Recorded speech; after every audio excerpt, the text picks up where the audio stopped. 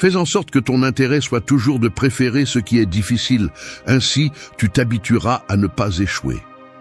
Épictète. Il y a une forme de force qui ne se voit pas. Elle ne se mesure pas en accomplissement et ne s'exhibe pas dans les conversations.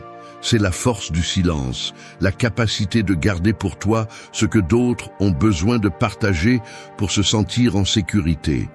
Les stoïciens ont compris que certaines vérités personnelles perdent leur force au moment où tu les prononces devant quelqu'un qui n'est pas prêt à les recevoir. Pense aux fois où tu as partagé quelque chose d'intime et où tu as ensuite senti que quelque chose s'était brisé. Pas dans la relation avec l'autre. Dans la relation avec toi-même, ce sentiment a une racine profonde, et les philosophes de l'Antiquité le connaissaient avec une clarté qui est aujourd'hui plus nécessaire que jamais. Bienvenue sur la chaîne, ta chaîne, pour plus de sérénité, de maîtrise de soi et de bonheur de vivre. Abonne-toi maintenant et active la cloche pour encore plus de contenu enrichissant pour la vie. Dans les 8 chapitres d'aujourd'hui, tu vas découvrir ce que tu dois protéger du monde extérieur pour renforcer ton monde intérieur. Chapitre 1. Ne révèle jamais tes plans avant qu'ils ne se matérialisent. Il existe un paradoxe que peu remarquent. Plus tu parles de ce que tu vas faire, moins il te reste d'énergie pour le faire. Ce n'est pas une métaphore. C'est un mécanisme que la psychologie moderne a confirmé et que les stoïciens pressentaient il y a plus de 2000 ans. Lorsque tu partages un plan avec enthousiasme, ton cerveau reçoit une dose de reconnaissance anticipée. Quelqu'un te félicite. Quelqu'un te dit que c'est une excellente idée. Et cette validation active les mêmes circuits de récompense qui s'activeraient si tu l'avais déjà accompli. Ton esprit confond l'annonce avec la réussite, et l'élan pour exécuter diminue. Pense à la dernière fois que tu as annoncé un changement important, un régime, un projet, un voyage. Combien de ces intentions déclarées se sont transformées en résultats concrets? La réponse, pour la plupart, est moins qu'il ne voudrait te l'admettre. Épictète a vécu comme esclave pendant la majeure partie de sa vie. Il n'avait pas le luxe d'annoncer ses plans. Il devait les exécuter en silence, sans public, sans validation externe. Et cette restriction est devenue sa plus grande force. Il enseignait que ce dont ton caractère a le plus besoin, ce n'est pas d'approbation, mais de constance. La prochaine fois que tu ressentiras le besoin urgent de partager un plan, arrête-toi. Demande-toi si tu cherches un soutien sincère ou une validation prématurée. Si la réponse est la seconde, garde ce plan comme un feu qui a besoin de brûler en privé avant d'éclairer les autres. Laisse tes résultats parler. Le silence qui précède l'action est plus éloquent que n'importe quelle promesse. Chapitre 2. N'expose pas tes faiblesses à qui ne les mérite pas. Imagine que tu portes une armure invisible. Cette armure n'est pas faite de métal, ni de fierté. Elle est faite de discernement, de savoir quand ouvrir et devant qui. Parce que la vulnérabilité est un outil de connexion lorsqu'elle est utilisée avec sagesse. Mais elle devient un outil de destruction lorsqu'elle est offerte aux mauvaises mains. Nous vivons à une époque qui célèbre l'ouverture totale. Tout partager, tout dire, tout montrer, mais cette culture de la transparence absolue a un coût que peu mentionnent. Lorsque tu révèles tes peurs, tes insécurités ou tes blessures les plus profondes à quelqu'un qui n'a pas la maturité pour les soutenir, tu ne construis pas de la proximité, tu livres des munitions. Toutes les personnes qui s'approchent de toi ne le font pas avec de bonnes intentions. Et celles qui le font n'ont pas toujours la capacité de prendre soin de ce que tu leur confies. Cela ne fait pas d'elles de mauvaises personnes, cela les rend humaines. Et tu dois être suffisamment sage pour reconnaître la différence. La vulnérabilité stratégique n'est pas de la froideur, c'est l'intelligence émotionnelle dans sa forme la plus raffinée. C'est choisir consciemment à qui tu donnes accès à tes couches les plus profondes, non pas comme un acte de méfiance, mais comme un acte de respect envers toi-même. Avant d'ouvrir ton intérieur, observe. Cette personne t'écoute-t-elle ou t'interrompt-elle? T'accompagne-t-elle ou te juge-t-elle? Protège-t-elle ce que tu lui racontes ou le partage-t-elle avec d'autres? Les réponses à ces questions t'en diront plus sur cette relation que n'importe quelle déclaration d'amitié. Chapitre 3. Garde le silence sur les bonnes actions que tu accomplis. Que se passe-t-il lorsque tu aides quelqu'un et que tu le racontes ensuite? Lorsque tu fais un don et que tu publies la photo? Lorsque tu accomplis un acte de bonté et que tu cherches à ce que les autres le remarquent? Quelque chose se transforme à ce moment-là. L'action cesse de t'appartenir pour commencer à appartenir au public. Sénèque réfléchissait à cela avec une profondeur qui reste pertinente. Il observait que l'acte généreux perd son essence lorsqu'il devient un spectacle. Non pas parce que le résultat change, mais parce que ta motivation est contaminée. Tu n'agis plus par bonté, tu agis par besoin d'être perçu comme bon. Et ces deux choses ne sont pas identiques. Sénèque a laissé un enseignement qui traverse le temps avec précision. La chance, c'est ce qui arrive quand la préparation rencontre l'opportunité. Appliquée à la générosité, ta préparation intérieure est ce qui détermine la qualité de tes actes, pas l'opinion du monde extérieur. Il y a une paix particulière que seul connaît celui qui fait le bien en silence.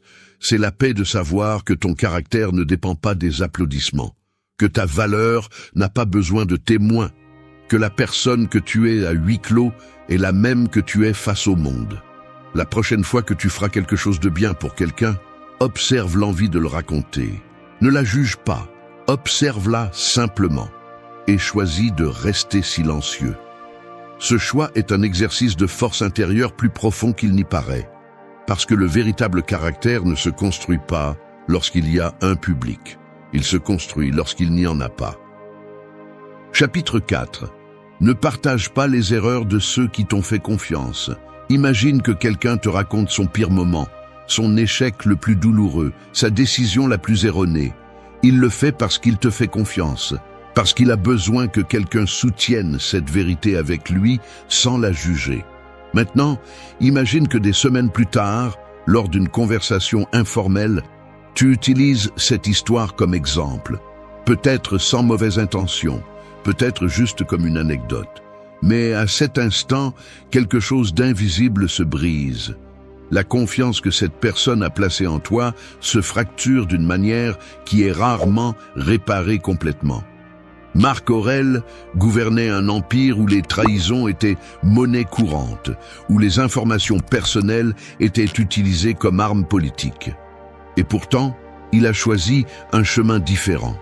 Il a écrit pour lui-même. La meilleure vengeance est de ne pas ressembler à celui qui t'a fait du mal. Cette phrase s'applique avec la même force à la tentation de partager les secrets des autres.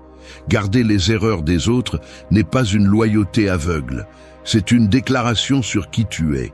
Chaque fois que tu protèges la vulnérabilité de quelqu'un, tu renforces quelque chose en toi qu'aucune réussite externe ne peut construire.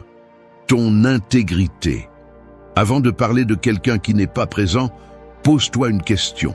Dirais-je la même chose si cette personne était assise en face de moi? Si la réponse est non, le silence est la seule option qui respecte autant l'autre que toi-même. La discrétion n'est pas une faiblesse, c'est une forme de courage que la plupart confondent avec la passivité. Chapitre 5. Ne révèle pas tout ce que tu sais sur ceux qui t'entourent. As-tu déjà observé quelqu'un et compris exactement ce qu'il faisait, pourquoi il le faisait et ce qu'il essayait de cacher? Cette capacité à voir au-delà de la surface est un outil précieux, mais il a un tranchant dangereux lorsqu'il est exhibé. Il y a des personnes qui ont besoin de montrer à quel point elles perçoivent, qui interrompent pour dire « je le savais déjà », qui soulignent les contradictions des autres en public, qui utilisent leur perception comme une arme pour se sentir supérieures. Et chaque fois qu'elles le font, elles perdent quelque chose qu'aucune démonstration d'intelligence ne peut ramener. La confiance de ceux qui les entourent. Le sage observe en silence, non pas parce qu'il ne voit pas, mais parce qu'il comprend que montrer tout ce qu'il sait est une forme de faiblesse déguisée en force. Celui qui a besoin que les autres sachent à quel point il perçoit cherche la validation. Celui qui garde sa perception pour l'utiliser avec sagesse construis un pouvoir réel. Pense aux personnes que tu respectes le plus. Il est probable qu'elles aient quelque chose en commun. Elles ne parlent pas plus que nécessaire. Elles n'exhibent pas leurs connaissances. Elles ne corrigent pas les autres pour se sentir supérieures. Leur force réside dans ce qu'elles choisissent de ne pas dire tout autant que dans ce qu'elles choisissent de dire. L'observation silencieuse te donne un avantage qu'aucun discours ne peut égaler. Elle te permet de comprendre les dynamiques autour de toi sans les altérer. Elle te permet de prendre des décisions éclairées sans dévoiler tes cartes. Elle te permet de maintenir des relations plus profondes parce que les gens se sentent en sécurité à tes côtés. Non pas parce que tu ignores ce que tu vois, mais parce que tu choisis de le protéger. Chapitre 6. Protège ta vie intérieure du bruit des opinions extérieures. Il y a un type de silence que la plupart ne pratiquent jamais. Ce n'est pas le silence de ne pas parler. C'est le silence de ne pas chercher l'opinion des autres avant de prendre chaque décision. De ne pas consulter le monde extérieur chaque fois que quelque chose se passe en toi. Observe comment le schéma fonctionne. Quelque chose t'arrive. Quelque chose de bien ou quelque chose de mal. Et ton premier élan n'est pas de le traiter dans la solitude, c'est de le raconter à quelqu'un. D'appeler, d'écrire, de partager, comme si l'expérience n'était pas complète tant qu'un autre ne l'avait pas validée. Comme si tes propres émotions avaient besoin de la permission de quelqu'un d'autre pour exister. Épictète enseignait que la véritable liberté commence lorsque tu cesses de chercher à l'extérieur ce que tu ne peux trouver qu'à l'intérieur. Il l'a articulé avec une économie de mots qui continue de résonner. Aucun homme n'est libre s'il n'est pas maître de lui-même. Et être maître de soi-même implique d'être maître de sa narration interne. Ne pas la livrer aux autres pour qu'ils l'interprètent pour toi. Chaque fois que tu demandes une opinion dont tu n'as pas besoin, tu cèdes un fragment de ton autonomie émotionnelle. Je ne parle pas de t'isoler. Je ne parle pas de ne pas demander d'aide quand tu en as besoin. Je parle de faire la distinction entre chercher une véritable orientation et chercher à ce que quelqu'un d'autre prenne tes décisions pour toi. Construis un espace intérieur qui ne soit qu'à toi, où tu traites ce que tu ressens avant de le partager, où tu prends des décisions avant de demander l'approbation, où ta voix interne a plus de poids que n'importe quelle voix externe. Cet espace est ton refuge, et personne ne peut le construire pour toi. Chapitre 7. Ne partage pas ta douleur avec qui ne peut pas la supporter. Imagine que tu portes une blessure ouverte. Elle fait mal, elle a besoin d'attention. Et au lieu de chercher quelqu'un qui sait soigner, tu t'approches de la première personne qui croise ton chemin et tu lui montres la blessure. Cette personne prend peur, elle ne sait pas quoi faire. Elle te donne un conseil hâtif ou s'éloigne mal à l'aise, et tu restes dans le même état ou pire qu'avant, avec la blessure exposée et maintenant aussi avec la déception de ne pas avoir été compris. La douleur a besoin de témoins. Mais pas n'importe quel témoin. Elle a besoin de quelqu'un qui peut regarder ta souffrance sans détourner le regard, qui peut t'écouter sans le besoin urgent de te réparer, qui peut t'accompagner dans l'obscurité sans allumer une lumière prématurée. Et ces personnes sont moins nombreuses que tu ne le crois. Sénèque connaissait le poids de la solitude dans la souffrance.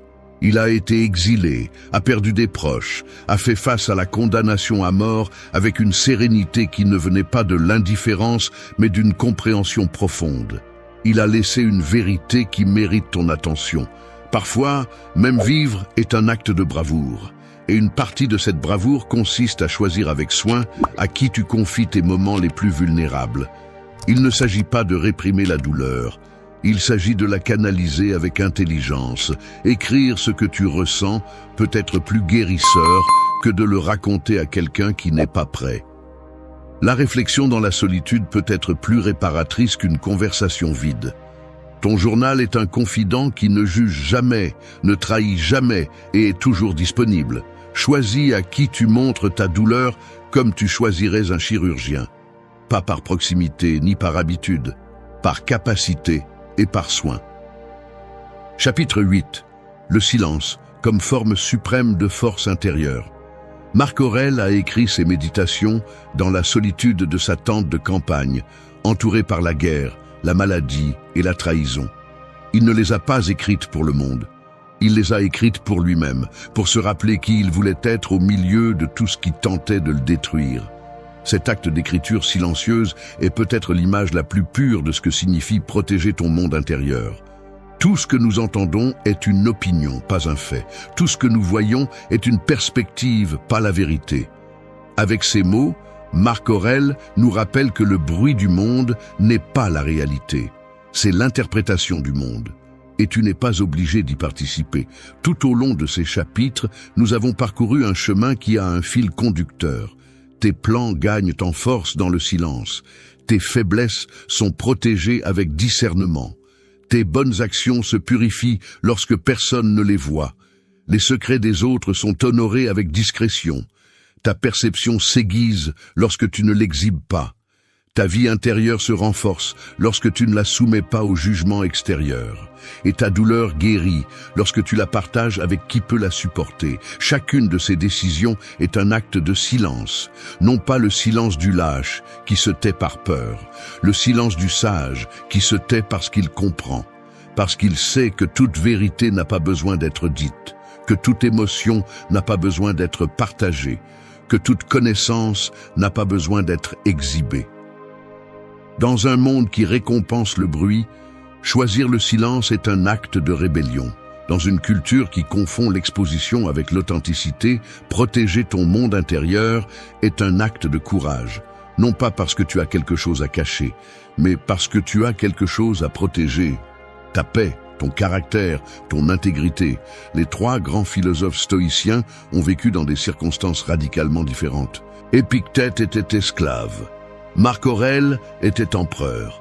Sénèque était sénateur et conseiller. Mais tous les trois s'accordèrent sur quelque chose de fondamental. La véritable force ne se mesure pas par ce que tu montres au monde. Elle se mesure par ce que tu es capable de supporter en silence. Cette force ne s'acquiert pas en un jour. Elle se construit avec chaque décision de garder ce qui n'a pas besoin d'être dit. Avec chaque moment où tu choisis la réflexion plutôt que la réaction. Avec chaque instant où ton silence en dit plus sur toi que n'importe quel discours. Tu n'as besoin de convaincre personne de qui tu es. Tu n'as pas besoin de prouver ta valeur avec des mots. Tu n'as pas besoin de la validation du monde pour savoir que tu es sur le bon chemin. Ce dont tu as besoin, c'est de la relation la plus honnête possible avec toi-même. Et cette relation s'épanouit dans le silence.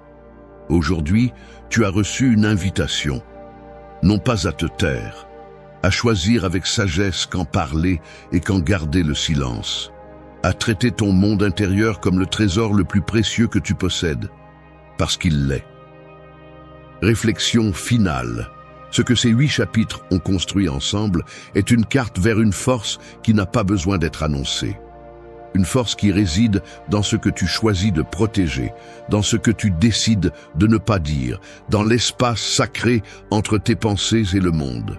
Il ne s'agit pas de méfiance, il s'agit de conscience, de comprendre que ton énergie est limitée, que ta paix est précieuse et que ton caractère se définit tout autant parce que tu partages que parce que tu gardes. Les stoïciens ne cherchaient pas l'isolement, ils cherchaient la clarté. La clarté de savoir que le silence n'est pas une absence, c'est une présence. La présence la plus profonde que tu puisses offrir au monde et à toi-même.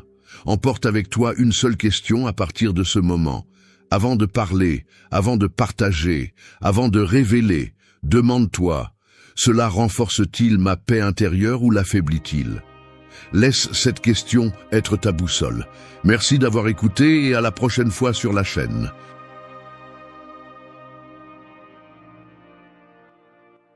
Si tu restes obsédé par l'idée de montrer tes progrès, tu ne feras que construire une image fragile. La discipline silencieuse ne se remarque pas, mais elle se ressent dans tes résultats.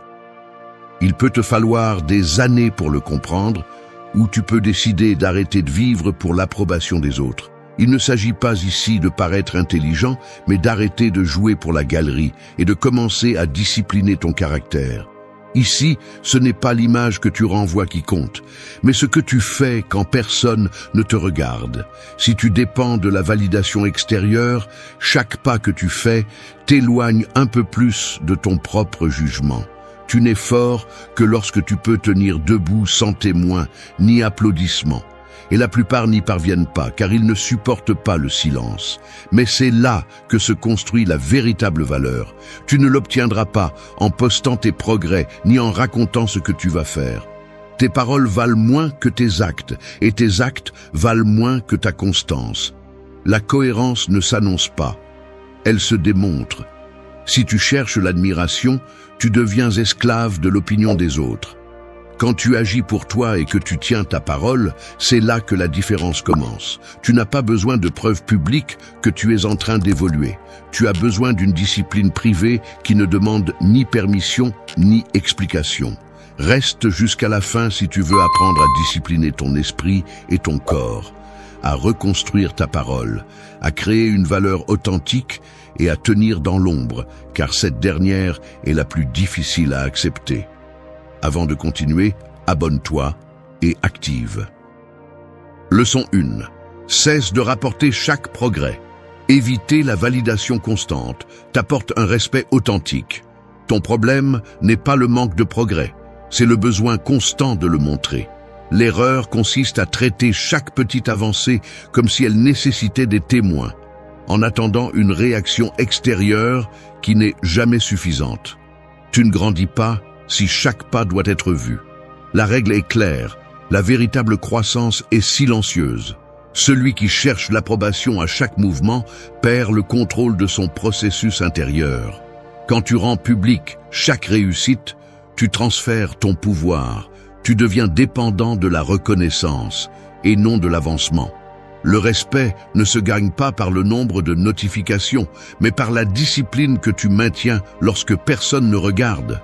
Si tu franchis la limite et t'habitues à tout rapporter, ton caractère s'affaiblit.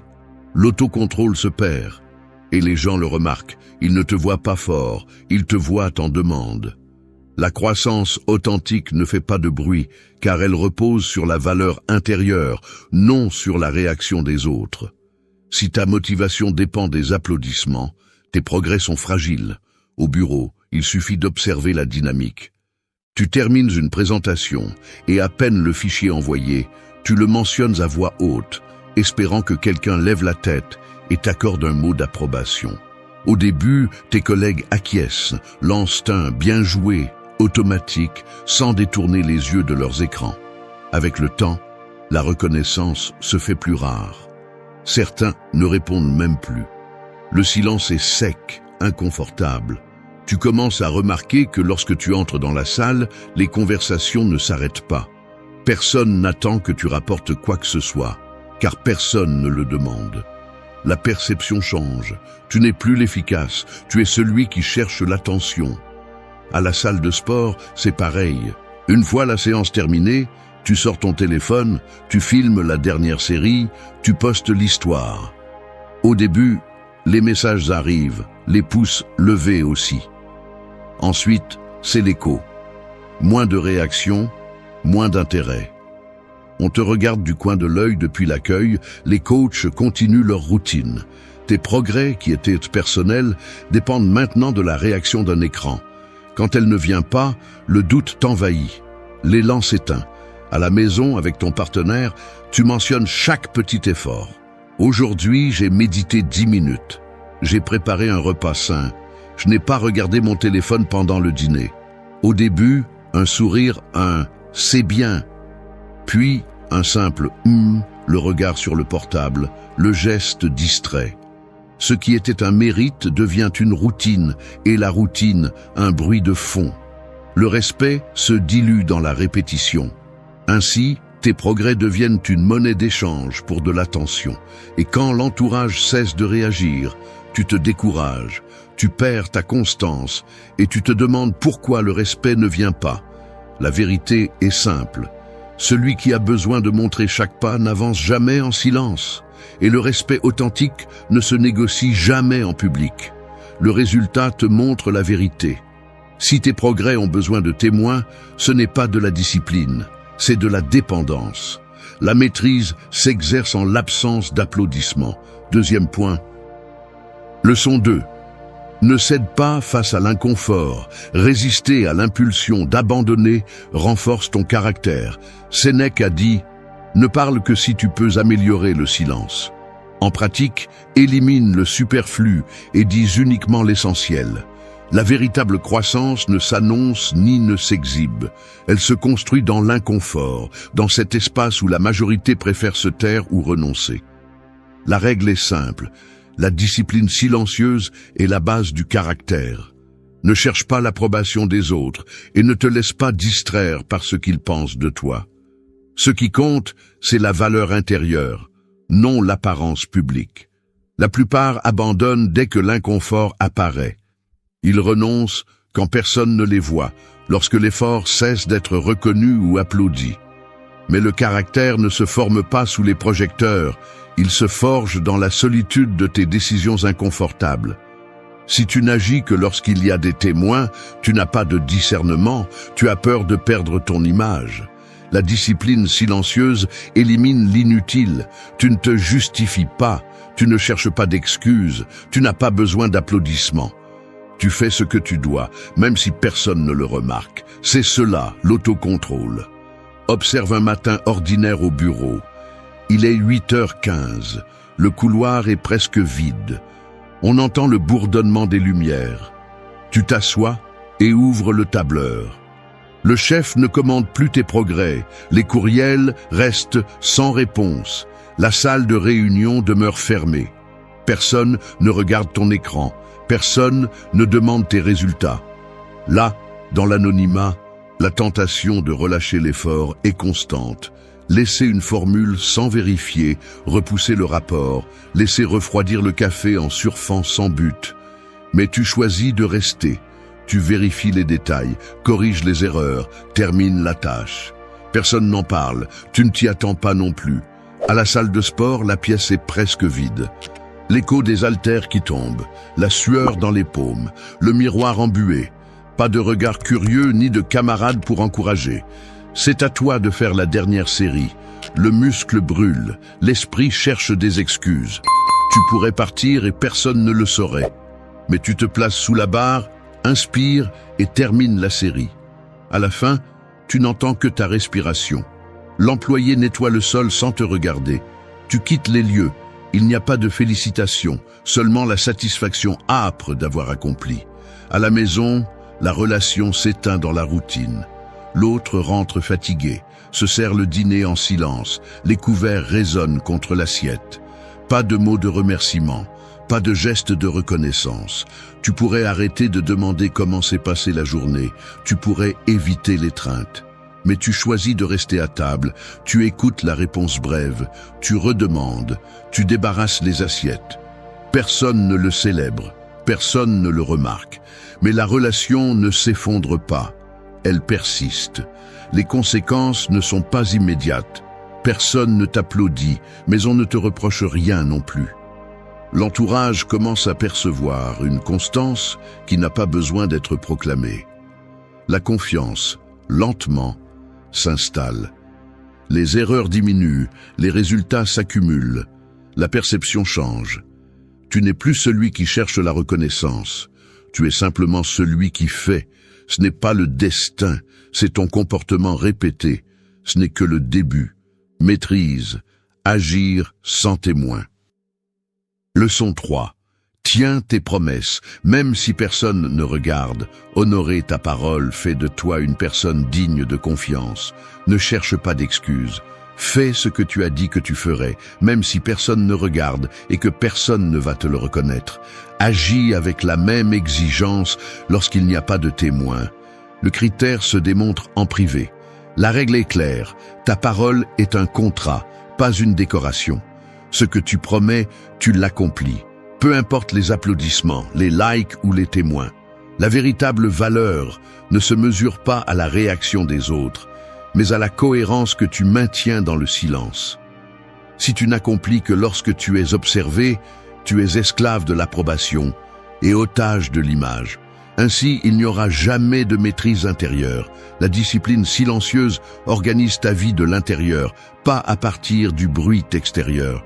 Chaque fois que tu cèdes à la facilité de laisser quelque chose à moitié fait parce que personne ne va s'en rendre compte, tu renforces le désordre et perds le contrôle.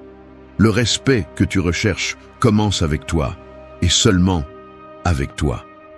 Réfléchis-y. Tu as promis de rendre un rapport à temps au travail, mais comme ton chef ne t'a rien demandé, tu repousses jusqu'à ce qu'on te le réclame. Tu dis que tu vas t'entraîner 3 fois par semaine, mais si personne ne te pose de questions, tu arrêtes d'y aller. Tu as convenu avec ton partenaire de résoudre un problème, mais puisqu'il n'en parle pas, tu l'ignores. Ce schéma n'est pas un hasard. C'est un manque de critères, un manque d'ordre, un manque de respect pour ta propre valeur. Si ta parole n'a de valeur qu'en situation de pression, tu n'auras jamais la véritable confiance de personne, pas même la tienne. Il y a plus. Observe ce qui se passe lorsque tu manques à tes engagements en silence. Le mail promis que tu n'as jamais envoyé, cet appel que tu avais dit que tu ferais et que tu as oublié, le projet personnel que tu as repoussé jusqu'à ce qu'il devienne invisible. Personne ne te fait de reproches, mais la dette s'accumule.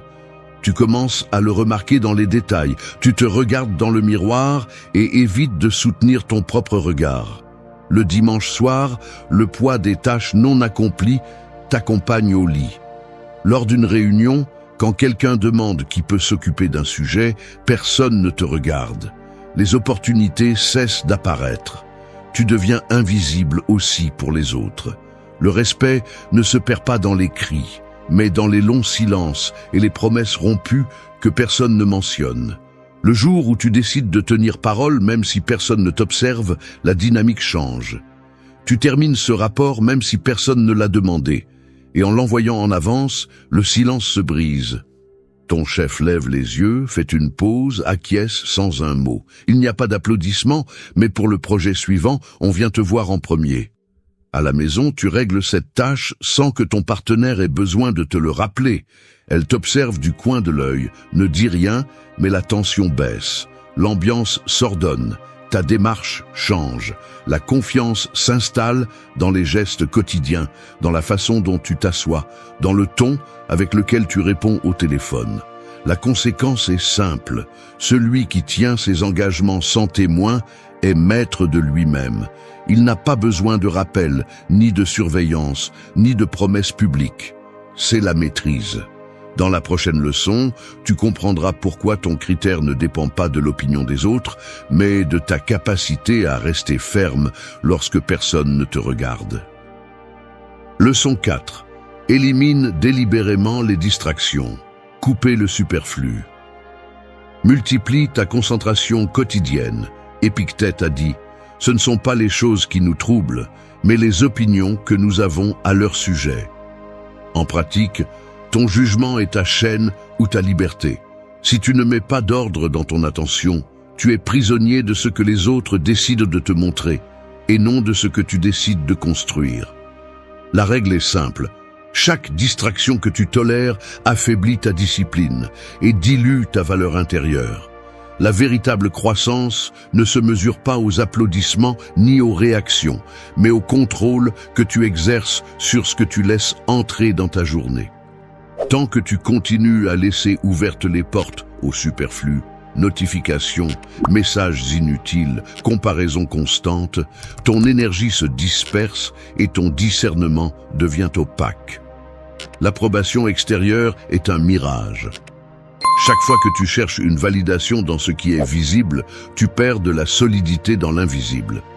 Le respect de soi s'érode à chaque interruption que tu permets parce que tu n'as pas eu le courage d'établir des limites. Ce n'est pas le monde qui te distrait, c'est toi qui refuses de prendre le contrôle. Pense-y au travail. Tu as une tâche clé, mais tu vérifies WhatsApp toutes les 5 minutes. Tu réponds à des messages sans importance et tu passes d'un onglet à l'autre. Tu termines la journée fatigué, avec l'impression d'avoir beaucoup fait, mais sans avancer sur l'essentiel. Ou à la salle de sport. Tu y vas, mais chaque pause est remplie par les réseaux sociaux, à regarder la vie des autres au lieu de renforcer la tienne. Même dans ta relation, au lieu d'écouter vraiment, ton attention est partagée entre l'écran et la personne. Le résultat est le même, présence superficielle, progrès nul. Transporte cela à un après-midi ordinaire. Tu ouvres ton ordinateur portable pour finir un rapport en retard. La notification vibre, l'écran clignote. Quelqu'un t'identifie sur une photo, un autre groupe envoie des mèmes, la boîte mail se remplit de sujets urgents. Aucun ne te concerne. Tu regardes l'horloge. 2 heures se sont écoulées. Le rapport n'a pas bougé. Le bureau est couvert de tasses vides et de papiers non lus. Le téléphone reste à portée de main, jamais en mode silencieux. Tu lèves les yeux et tu vois ton reflet dans la fenêtre. Regard fatigué, mâchoire tendue. La sensation de vide est palpable. Dehors, la lumière change, mais tu restes bloqué sur le même paragraphe. À la maison, la scène se répète. Le dîner refroidit pendant que tu réponds à des messages dont tu ne te souviens plus après. La télévision fait du bruit en fond, mais tu ignores ce qui se dit. Quelqu'un te demande comment s'est passée ta journée et tu te contentes de hausser les épaules. Personne n'insiste. Le silence s'installe. À table, les gestes sont automatiques, les dialogues courts. La déconnexion se lit dans les détails.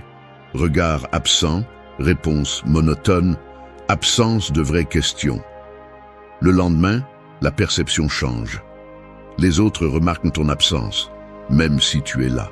Les supérieurs doutent de ta fiabilité. Tes collègues cessent de t'inclure dans les décisions importantes. À la maison, la distance s'agrandit. Les conversations deviennent une formalité. Les plans se font sans te consulter. Le respect se perd dans l'invisible et quand tu essaies de le regagner, tu découvres que tu n'as plus de crédit. Ce n'est pas le destin. C'est ta conduite répétée. Et il y a plus. Maîtrise la porte de ton attention. Leçon 5. Décide de ta voix sans chercher l'approbation. Prendre des décisions seul renforce ton énergie intérieure. Tu es en réunion et avant de donner ton avis, tu jettes un coup d'œil pour guetter la réaction des autres. Tu envoies un message important et tu attends la double coche bleue, inquiet de la réponse. Ou tu hésites avant de prendre une décision simple, craignant ce que les autres penseront si tu te trompes. C'est ainsi que tu dilues ta force, en consultant chaque pas, en attendant une permission qui ne viendra jamais. Le principe est simple, la véritable croissance exige une discipline silencieuse et une concentration absolue sur ta valeur intérieure, non sur l'opinion d'autrui. Quand tu remets ta direction à l'approbation extérieure, tu deviens dépendant et prévisible. Le respect ne se construit pas en demandant la permission. Il se gagne en prenant des décisions et en les assumant, même si personne n'applaudit. La discipline silencieuse, c'est agir sans exposer ton processus à l'opinion publique. Si tu cherches l'approbation avant d'agir, ton discernement s'affaiblit. La valeur intérieure se forge dans la solitude, au moment où tu décides sans témoin, sans besoin de reconnaissance. Chaque fois que tu doutes et consultes avant d'agir, tu abandonnes ton pouvoir de décision. Et lorsque ta conduite dépend des applaudissements, tu ne développes jamais une véritable autonomie. Exemple du quotidien. Tu es sur le point de changer de travail. Au lieu d'analyser tes propres raisons et de prendre la décision, tu appelles 3 amis. Tu demandes l'avis de ton partenaire, tu consultes des forums. Au final, ton choix est la moyenne de ce que les autres pensent, pas le reflet de ton caractère. Ou à la salle de sport. Tu t'arrêtes au milieu de la série parce que tu remarques que personne ne te regarde. Et tu as l'impression que ton effort ne compte que s'il est visible. Ainsi, tu prends l'habitude de mesurer ta progression selon la réaction des autres et non selon tes propres critères. Même dans les petites choses, tu envoies un message et si tu ne reçois pas de réponse immédiate, tu t'inquiètes, tu doutes de toi. Cette habitude te rend faible, anxieux, toujours à la merci de la validation extérieure. Et le vrai progrès n'arrive jamais parce que tu n'agis jamais par conviction, seulement par réaction. Autre scène, tu sors dîner avec un groupe et, devant le menu, tu attends que tout le monde commande avant de te décider, observant leur plat pour ne pas détonner. Lorsque le serveur arrive, ta voix est à peine audible, tu hésites une seconde de trop. Quelqu'un te demande pourquoi tu as choisi cela et tu te justifies alors que personne ne l'a demandé. La conversation continue, mais ton insécurité flotte dans l'air, invisible mais perceptible. Tes gestes te trahissent. Tu jettes des regards en coin, tu acquiesces trop, tu souris excessivement en quête d'acceptation.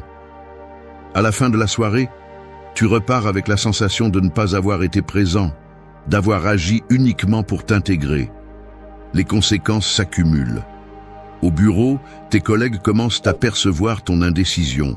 Ils ne te sollicitent pas lorsqu'il faut résoudre une urgence. Cela se voit dans les silences gênants avant que tu ne parles, dans les regards échangés en attendant que quelqu'un d'autre prenne l'initiative. Ta valeur perçue diminue. L'opportunité n'attend pas celui qui doute. Ce n'est pas le destin, c'est ta conduite répétée. Cette erreur paraît petite. La suivante ne l'est pas. Maîtrise. Le silence est une position. Leçon 6. Fixez des limites claires à ceux qui absorbent votre temps. Protéger votre espace vous permet de grandir solidement. Il y a une chose que tu dois accepter. Si tu ne poses pas de limites claires, d'autres décideront à quoi tu consacres ton temps et ton énergie. Ce n'est pas un hasard si tu te sens vidé ou si tu n'avances pas. C'est la conséquence directe d'avoir laissé ton espace disponible à n'importe qui. Le principe est simple, ta véritable croissance dépend de la protection de ton temps contre ceux qui l'absorbent sans rien apporter. Si tu ne sais pas dire non, ta discipline s'effondre avant même d'avoir commencé. Il ne s'agit pas d'être dur sans raison ni de devenir inaccessible. Il s'agit de reconnaître l'auto-illusion. Tu crois que rester toujours disponible te rend plus précieux, mais cela ne fait que te rendre plus manipulable. Les personnes qui ne respectent pas ton temps apprennent vite qu'elles peuvent t'interrompre, te demander des services, te distraire avec leurs urgences.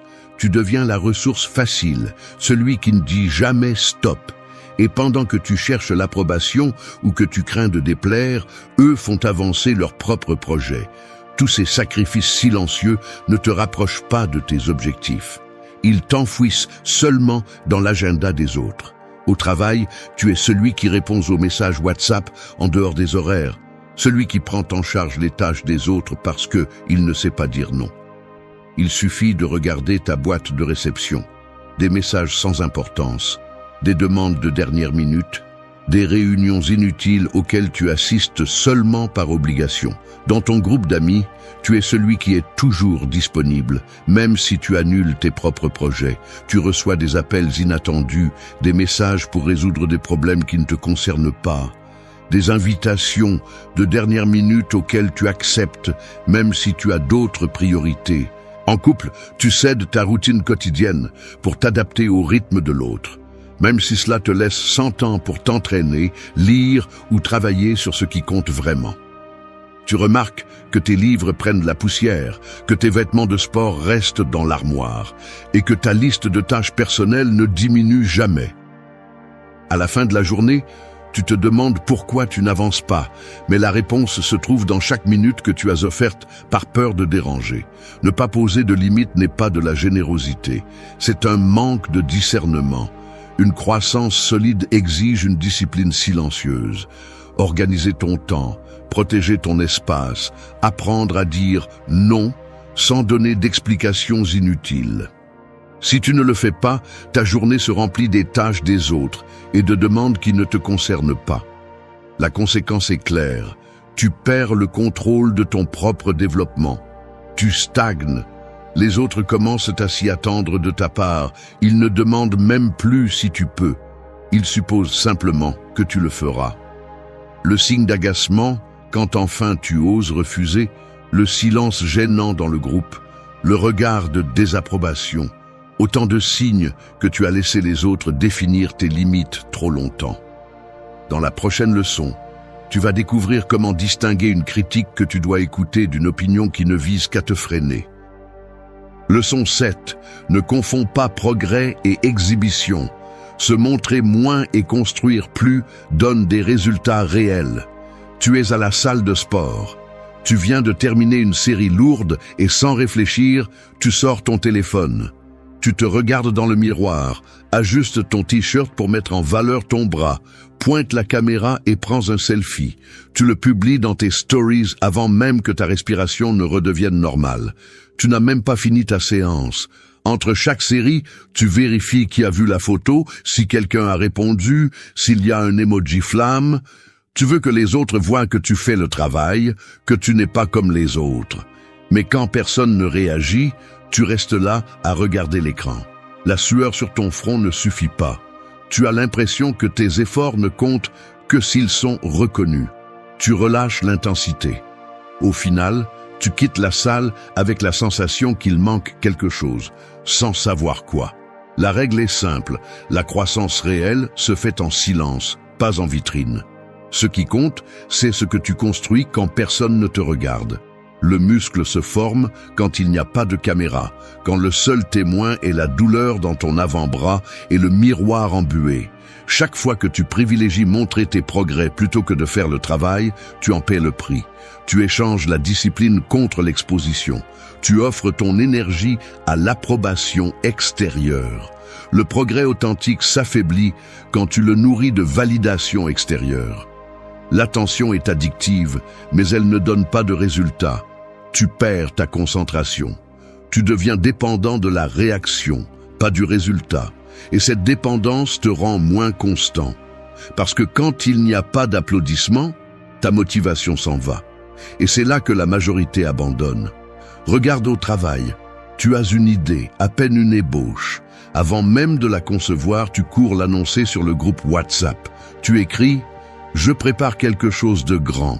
Ah, tu attends la réaction. Quelques emojis, un ou deux, waouh, mais rien de plus. Quand la vague de félicitations n'arrive pas, tu ouvres le fichier, le regardes quelques minutes et le refermes. Le projet est mis en pause. Les jours passent et l'enthousiasme s'évapore. Le fichier se perd parmi d'autres tâches. Personne ne demande le résultat et toi non plus tu n'en reparles. L'avancée ne se concrétise jamais. Ou dans la relation, tu dînes avec ton partenaire et, avant de goûter la première bouchée, tu prends une photo. La meilleure compagnie, écris-tu. Tu publies l'image, vérifies les likes. Quand l'attention retombe, quand personne ne commente, tu te demandes s'il y a vraiment quelque chose de spécial. Tu commences à chercher des moments postables au lieu de moments réels. Les silences à table deviennent gênants parce qu'il n'y a plus rien à montrer. Le coût est évident. Tes progrès dépendent du regard des autres, pas de tes propres standards. Et cela te rend fragile. Il y a des conséquences visibles. Ton entourage commence à remarquer la différence. On te demande moins de nouvelles de tes projets parce qu'on sait que tu ne cherches qu'une réaction. À la salle, ceux qui progressent vraiment t'ignorent. Au travail, tes idées perdent de la valeur parce qu'elles n'aboutissent jamais à des résultats. Dans la relation, ton partenaire sent la distance. Les gestes changent, moins de contact visuel, plus de temps sur le téléphone, des phrases plus courtes. Le résultat te montre la vérité. Et il y a plus. Leçon 8. Apprends à être fort dans la solitude. Soutenir ta discipline sans témoin est la véritable épreuve. Il y a quelque chose qui paraît inoffensif. La plupart ne gardent le contrôle que lorsque quelqu'un les regarde. Ils font des efforts s'il y a un public, s'ils attendent des applaudissements ou au moins une réaction. Mais lorsque la porte se ferme et qu'il n'y a pas de témoin, toute cette prétendue exigence se dissout. La vraie règle apparaît lorsque personne n'observe. Le principe est clair, ta discipline réelle se mesure dans la solitude, pas dans l'exposition. La valeur intérieure ne se négocie pas avec le regard des autres, ni ne se confirme par l'approbation d'autrui. La raison est directe et dure. Si ta conduite dépend du regard des autres, tu n'as pas de caractère. Tu portes un masque. Le respect de soi ne se construit pas sur scène, mais dans ce que tu fais, lorsque personne ne va te féliciter, lorsqu'il n'y a pas de risque de perdre des points sociaux. La véritable croissance exige que tu maintiennes tes habitudes, même si personne ne te récompense, même si l'effort passe inaperçu. Car si tu n'es discipliné que sous le regard d'autrui, tu n'es pas fort, tu es dépendant. La vraie force est silencieuse, inconfortable, sans témoin ni like. Et là, la plupart échouent. Imagine ta routine quotidienne. Quand ton chef est là, tu fais semblant de travailler avec rigueur. Le clavier claque, l'écran change d'onglet dès qu'il passe derrière toi. Mais quand il s'en va, tu laisses la tâche à moitié faite et tu consultes ton téléphone. Les minutes filent. À la salle de sport, tu fais des répétitions impeccables s'il y a quelqu'un qui regarde, tu ajustes même les poids avec une pause théâtrale. Mais tu négliges la technique quand personne ne surveille, et la sueur sur le front ne compense pas la tricherie. Sur WhatsApp, tu écris des réponses polies dans les discussions de groupe, la courtoisie est une façade. Mais tu laisses tomber la discipline en privé, réponses brèves, ironie, messages sans filtre. Même en couple, tu montres de la patience en public, tu souris lors des repas de famille, mais tu perds le contrôle quand vous êtes seul, la voix monte, le regard se durcit. Tout cela révèle une norme fausse, tout cela te trahit. Car ce que tu fais sans témoin, c'est ce que tu es vraiment. Observe les conséquences. Les résultats se voient dans les détails, la boîte de réception pleine de tâches inachevées, le corps qui ne progresse pas, la relation qui accumule les silences gênants. Tes collègues remarquent le schéma, l'énergie baisse quand personne ne supervise, les erreurs se répètent dans les rapports, les délais s'allongent. À la salle, l'entraîneur te regarde de loin et voit que lorsque tu crois qu'il ne t'observe pas, tu écourtes les pauses, tu sautes une série. Les conversations privées se remplissent de phrases sèches. Et ensuite, à la réunion suivante, les silences pèsent davantage. À la maison, ton partenaire croise les bras. La distance grandit. Personne ne le dit à voix haute, mais tout le monde le remarque. La perception change. Tu n'es plus fiable, tu n'es correct que lorsqu'on te l'exige. Dans la solitude, il n'y a pas de récompense. Il ne reste que la réalité. Ce que tu fais quand personne ne l'exige, c'est ce qui fait la différence. Si tu ne maintiens ta discipline que lorsqu'il y a une récompense immédiate, tu n'as pas de caractère, tu es dépendant. Ce que tu tolères en silence devient ta véritable limite. Le respect de soi ne s'obtient pas par des gestes publics, mais parce que tu défends quand personne ne l'exige. Tu peux continuer à chercher des témoins ou commencer à être ton propre juge. La différence se voit dans ton miroir. Maîtrise. La discipline invisible est la seule qui compte. La véritable croissance ne fait pas de bruit. Elle ne dépend pas du regard des autres, ni des applaudissements. C'est la discipline dans l'invisible, la force dans l'inconfort, des limites claires et des chemins choisis sans témoin. Il ne s'agit pas de montrer, mais de soutenir. Si tu cherches le progrès, ne le confonds pas avec l'exposition. Si tu veux avancer, ne le négocie pas avec le monde. Ce qui compte, c'est ce que tu fais quand personne ne regarde, ce que tu coupes à la racine même si ça fait mal, ce que tu maintiens malgré le silence. L'approbation extérieure est volatile, la valeur intérieure demeure. Il n'y a pas de raccourcis ici, seulement du travail silencieux, des décisions fermes et la volonté de supporter